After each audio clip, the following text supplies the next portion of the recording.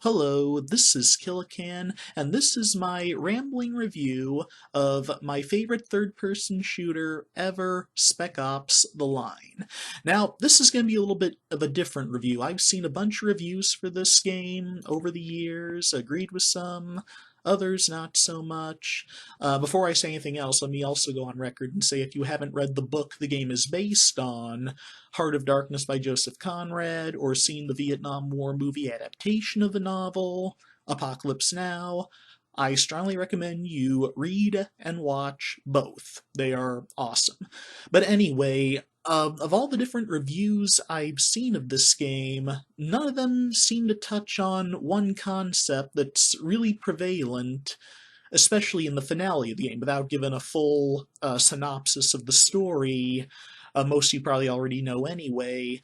About halfway through the game, the main character, Captain Walker, the guy you play as, he does something that unintentionally kills a lot of civilians. You know, he was trying to get to the bad guys, who turned out to be US soldiers gone rogue, who were fighting against insurgents who were backed by the CIA to cover up what said rogue soldiers did. But anyway,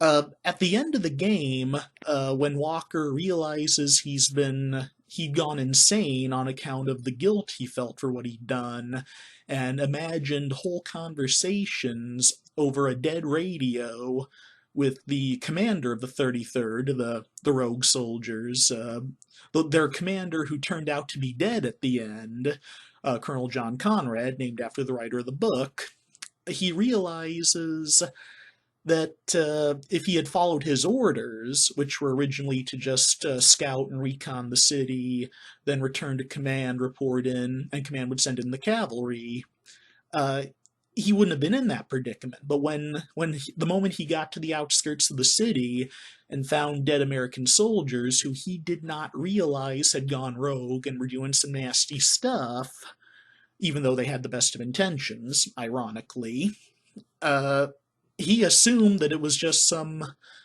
evil insurgency killing Americans. So he insisted that his mission had, quote, gone from recon to rescue the moment he found American soldiers butchered. Even though Lieutenant Adams, his second in command, specifically warns him, at different points throughout the first half of the game, maybe we should report back to command. This isn't our mission. We're supposed to report back to them. Captain Walker keeps on going. He wants to save the 33rd, who at the time, the 33rd Infantry, he didn't realize they had gone rogue yet, and by the time he finds out about it, they kind of feel, it's kind of like they're trapped, they don't really have a way out, or at least they didn't think they did, and, they just keep going, and in the end, Walker realizes that it's all his fault, and depending on your choices, he either goes crazy and kills himself, or goes crazy and kills everybody in sight, or goes crazy and is just sort of racked with guilt and gives himself up. Either way, not a very upbeat ending. But the big theme is that I haven't seen any other reviews talk about is, again, the fact that if he had followed orders, none of that would have happened. Now, a lot of people in my experience, especially those who were never in the military and don't even try to understand them, there's this animosity towards military men's capacity for, following orders. It's like, well, if you're a soldier, if you were in the military, you only know how to follow orders. You can't think for yourself. That's what they said at Nuremberg, the World War II bad guys. Yeah, not condoning that at all. Obviously, if you're ordered to do something immoral or illegal, that's no excuse. But a lot of people don't realize there's, a lot more to it than that. A good example in a movie that I remember from 1993, the movie Gettysburg, about the famous Civil War battle. The battle gets started because one Confederate general ignored General Robert E. Lee's orders not to engage any Union forces. His excuse being, well, things just got out of hand, to which General Robert E. Lee replies, visibly frustrated, things will get out of hand, that's why we have orders. To be fair, we've also seen this in Call of Duty World War II, Sergeant Pearson's character arc. By the time you see him, he's so hardcore about following orders, but it turns out he's only like that because before the start of the game, he refused to obey orders with the best of intentions, but only ended up getting more people unnecessarily killed. And that's, again, not as a prevalent a theme in that game, a lot more in Spec Ops The Line, although I haven't heard too much commentary on that.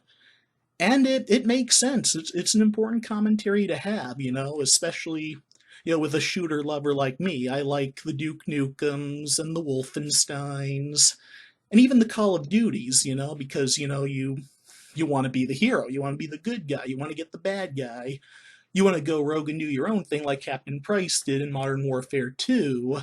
He launches a nuke into space, kills a bunch of astronauts, but in so doing causes EMP that saves America from a Russian invasion force. But Spec Ops The Line, it's very sobering because it shows you the consequences of your actions. It's got a price tag to it.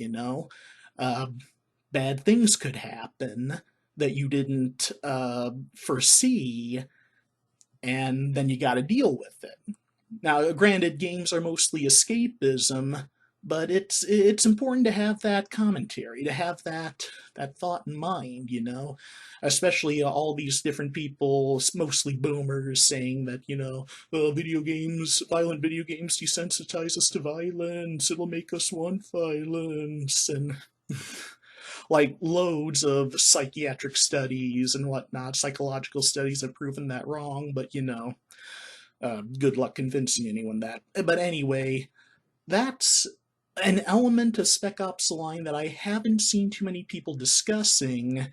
I'm not sure why, but it's definitely noteworthy, and it's part of the reason why Spec Ops The Line is my favorite third-person shooter, one of my favorite shooters overall, and definitely one of the best adaptations of a novel of all time. But anyway, that's enough rambling out of me. Thank you all very much for watching. Let me know what you think in the comments, and please like and share. And oh yeah, peace out.